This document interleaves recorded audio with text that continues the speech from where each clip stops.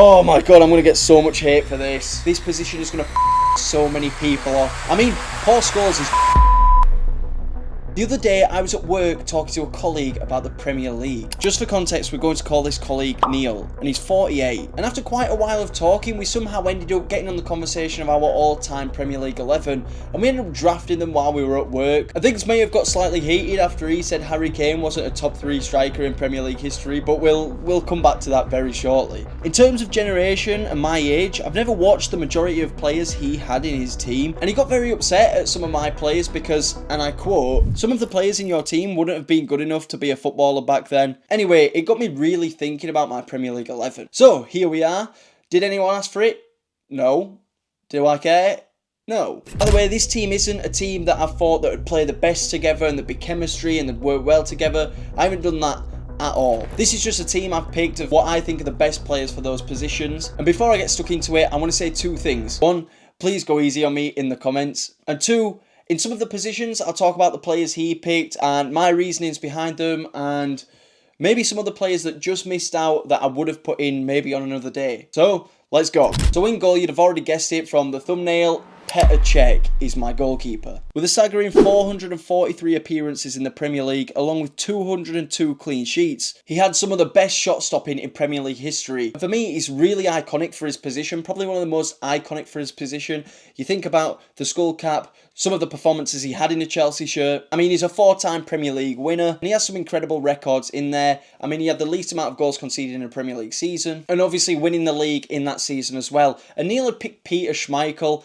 I'll be honest, never watched Peter Schmeichel. I think he retired just after I was born, but when a lot of people talk about Peter Schmeichel as the best Premier League goalkeeper ever, I've never seen him, so I can't be the judge of that, but people talk about his stature, his voice. He was a big guy.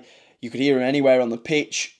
I get that, that was Neil's choice, but my goalkeeper is Petr Cech. When it comes to left-backs in Premier League history, there's not many players at all that come close to Ashley Cole. He defined the evolution of the fullback in the Premier League, for fullbacks being staying back, strictly defending, to being an integral part of the attack, and I think he was the main pioneer of this. He won 3 Premier Leagues across his time at Arsenal and Chelsea. I mean, Ronaldo said he was the toughest opponent he ever faced. That's some vouch. And even though he made Cole do the splits that time, it doesn't take away from the fact that he's been the best left-back to ever play in the Premier League and really changed what a left-back was in the league. So Ashley Cole is my left-back. There are so many players and combinations and different partnerships for centre-backs when it comes to the Premier League, but I've picked mine, and this is one of the things we actually agreed on. I think he may have picked someone different, and I know this will a few people off, but Van Dijk was so close to getting in there for me. I think his longevity in the Premier League, played for Liverpool for 7 years now. He's not also been consistently one of the best in the league in his position, but also in the world.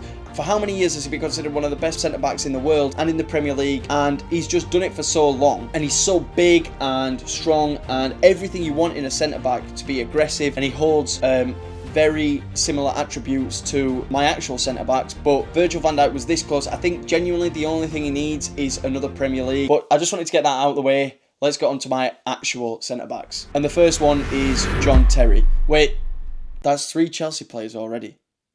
I promise I'm not a Chelsea fan at all. It just happens to be coincidence, I guess. I think John Terry is the best centre-back to ever play in the Premier League. He's not just the best centre-back the league's ever seen, he's one of the best captains the league has ever seen. He was a colossal leader that had a real voice and controlled his team from the back. For a guy of his size as a centre-back, he was very technically gifted. And with his stature and size, you'd think maybe someone of that size wouldn't be that good technically. Yes, he definitely was. Although off the field he's made some very questionable decisions. He's not only a Chelsea legend, he's also a Premier League legend. He was big, he was aggressive, he was nasty, and like I said when talking about Van Dijk, he's everything you wanted in a centre-back, especially back then, but even now more so in the modern day. He was an incredible leader, technically gifted, aggressive, nasty, everything you wanted as a centre-back, and he is my first centre-back. Before I go on to my next centre-back, I just want to say Alan Shearer said the toughest centre-back he ever faced. I've never seen Tony Adams play, but Neil was pretty adamant that he was unreal, and I believe him. Again, that's some vouch from Alan Shearer to say you're the best centre-back. he's ever played against. For me, Rio Ferdinand was huge, elegant, graceful, and a serial winner. His longevity in the Premier League is really what gets him in here. 12 years at Manchester United, winning 6 titles in the process. He was everything he needed in a centre-back.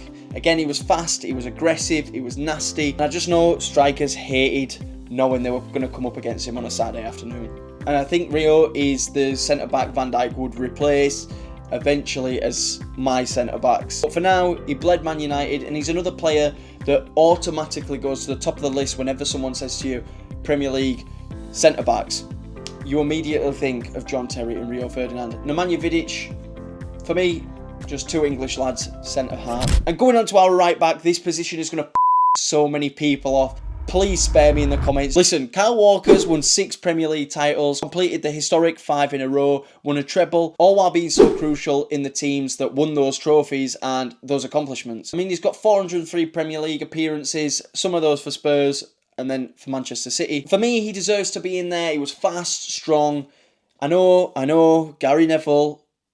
This is what me and Neil started to disagree on. He was convinced that Gary Neville or Ivanovic, and to be honest, I think Ivanovic is also in the conversation, but for me, it's Kyle Walker. He's a modern day Premier League icon, I think, for his position, and I know recently there's been some question marks around him, and trust me, I know, I watched the Tottenham game where he got burnt out by Werner.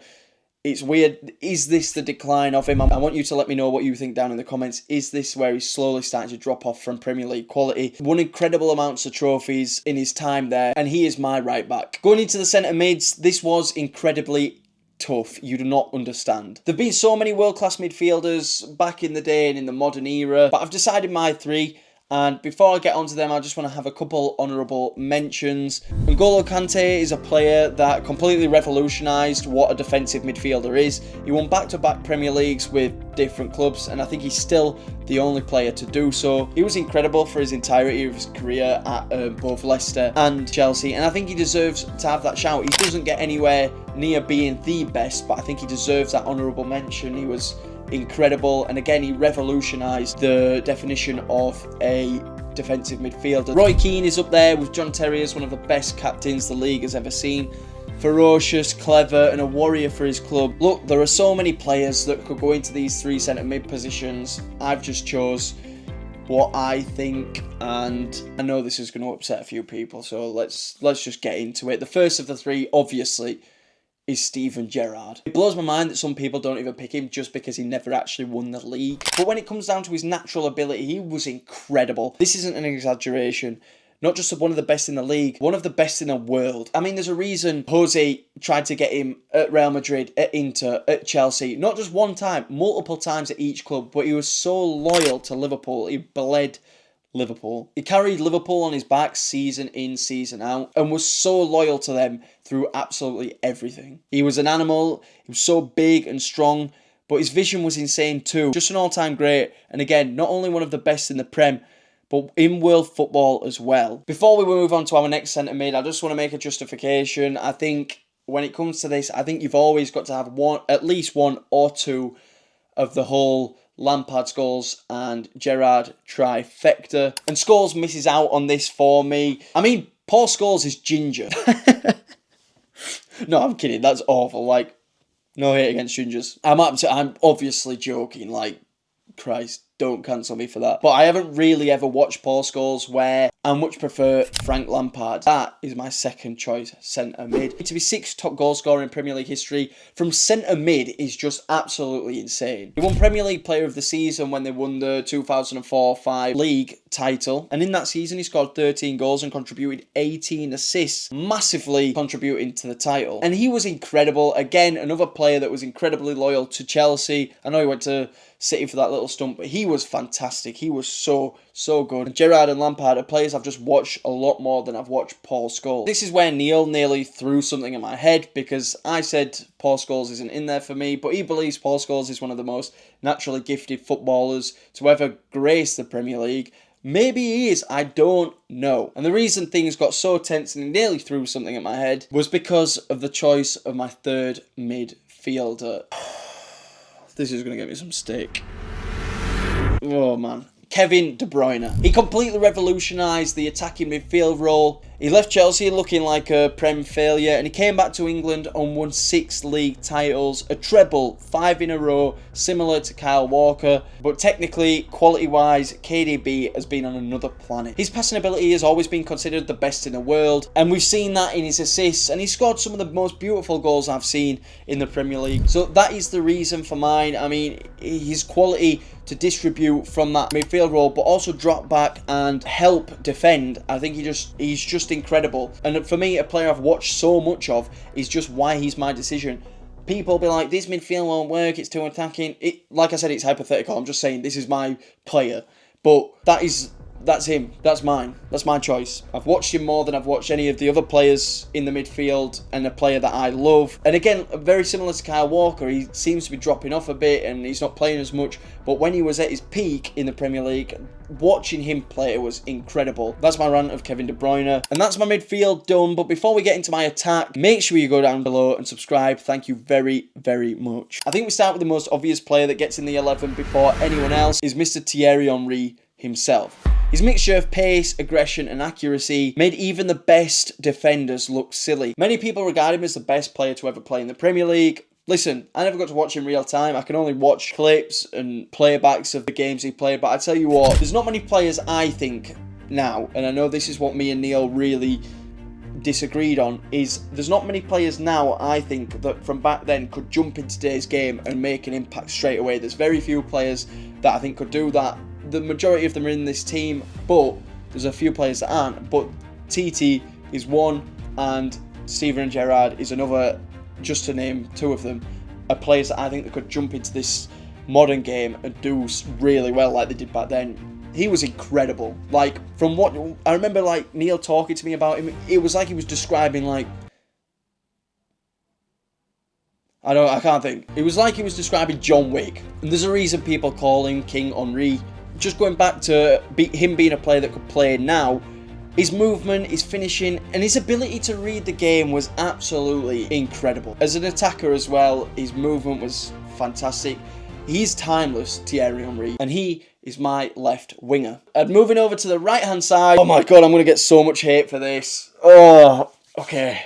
Let's just get on with it. Cristiano Ronaldo does not get into my team. He doesn't get in because Mo Salah is at right wing for me. For me, Salah has now surpassed Ronaldo in the Premier League, literally just down to his longevity. Don't get me wrong, I absolutely love Cristiano. I'm such a huge fan. That season in 08-09, where he was incredible, scored goals for fun, he was unreal. But Salah has consistently been one of the best players in the league, season on season.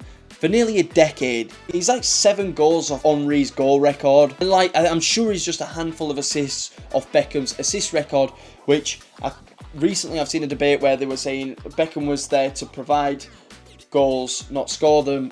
He's also provided them in a team that was very unlucky that Man City just happened to be monstrosity that they are. Because if it weren't for Man City, Liverpool and Salah would have won 6, 7 Premier Leagues. Who knows? But again, he's not just scored incredible amounts of goals, he's provided so many assists for his teammates as well. He's not just a Liverpool legend, he's a modern day Premier League legend as well. But also, I think all time now, I think he deserves to be in that bracket of the best players to have ever played in the Premier League. People always seem to disagree because it's a Liverpool player. Hey, everyone's allowed their opinions, that's why I love football, but he's just incredible to put up the numbers that he's put up season after season. He was a one-season wonder, and look what he's done. He deserves to be in there. And the only reason he gets in over Cristiano, for me, is that his longevity. He's done it for 7 years. If he signs another deal, it's going to be 8 years. And it just doesn't look like he's slowing down. People might have thought that he was going to slow down. He's getting a bit older now. I think he's 32. If anything, he started this season even better with a new hunger in his belly. So I hope he does sign that deal, and I think he deserves to be in that conversation. Now, for the final player on the pitch, the striker, the goal scorer, the man you depend on when you put the ball into the box, Harry Kane. See what I did there? You thought I was going to say Harry Kane. You were going to go down there. Harry Kane. No, he's not the ST in this team. But he was so close to being my striker. I think the amount of goals he scored in the amount of games he scored them in, and in a team that he scored them in, isn't talked about enough. And it's sad. And at this point, this is where me and Neil really started to get heated. This is where I was about to start throwing fists because he thinks Harry Kane isn't even a good striker. It just blows my mind. I think he misses out on this just by not winning the Premier League. So I will down the hill that Harry Kane is top 3 strikers to ever play in the Premier League. I think the amount of goals he scored in the games that he scored them in, if you look at the goal ratio of how many goals he scored compared to Alan Shearer, Wayne Rooney, he scored more goals in a much lower time. He was incredible, and I think if he'd have played for a big club, I think... Listen, I've made a YouTube video on Harry Kane. I'll leave a link in the description, or I'll have it at the end of this video, talking about how Harry Kane is the most disrespected player of all time. And another player that nearly made it in there for me is Luis Suarez. Granted, he didn't have that long in England, but his goal-scoring ability was absolutely unreal, and he showed that at Barcelona too. But for me, he had arguably one of the best seasons a striker has ever had in the Premier League. 31 goals in 33 appearances in the 13-14 season. And I think that was also while serving a 6-match ban. I'm sure someone will go in the comments and correct me if I'm wrong. But like Kane, he also narrowly missed out for, drumroll please, Wayne Rooney. Now, Neil had a huge influence on this decision because he must have posters up because he absolutely loves Wayne Rooney. He says the memories that Wayne Rooney has given him, I think it was from Euro 04, where he gave France hell. I think he was 18 and he bullied Lilian Thuram. And even the French players have come out in interviews and said, we were like, who is this kid? And that was, I think Zidane also may be involved in that, but that's a story for another day. So obviously how this went is, Neil said, who's your striker? I said, Harry Kane. He said, what the you stupid. And then I said, why, who's yours? And then he said, Wayne Rooney. And I said, Harry Kane's better. And then it kind of just went like that. And he was like, go and watch Harry Kane. It was like, go and watch Wayne Rooney and tell me he isn't the best striker you've ever seen. So I did my intensive research, hours of watching, learning. Okay, I agree. When it comes to natural goal scoring ability, Wayne Rooney was incredible. I think he's the 3rd highest goal scorer in Premier League history. Obviously a Man United legend, a Premier League legend. And when I was watching through a lot of his stuff, his goal record and catalogue, what the incredible goals he scored as a striker. And for such a small, sucky guy as well, he did really amazing things. And he really announced himself to the world at Euro 04, I think. Obviously, I don't know the full timeline of how things happened in his life and his career. But then he went on to do incredible things in his career in the Premier League, scored crazy amounts of goals. I remember, actually, one of the earliest memories I have of football, and this isn't a lie, one of the earliest memories I have of football was Wayne Rooney scoring that bicycle kick against Manchester City in the Premier League. That is one of the earliest memories I have of football, and it always sticks with me. And he's in my team, he's my striker. I can't describe to you how close Harry Kane was to getting into this team, but I'm going to go with Wayne Rooney. That is my team. I think it looks pretty good. Obviously, there'll be people that disagree. I want to know what you think down below, what you think about my team. This could look very different if I'd have swapped out Rooney for Kane. But yeah, let me know what you think. This video is going to be quite long, I think. Bit different to what I'm used to. Bit different. If you like it, subscribe while you're here, please. But thank you very much for watching. I will catch you in another video. Let me know what you think down in the comments. Thank you very much for watching, and I will catch you, and subscribe. I will catch you in another video.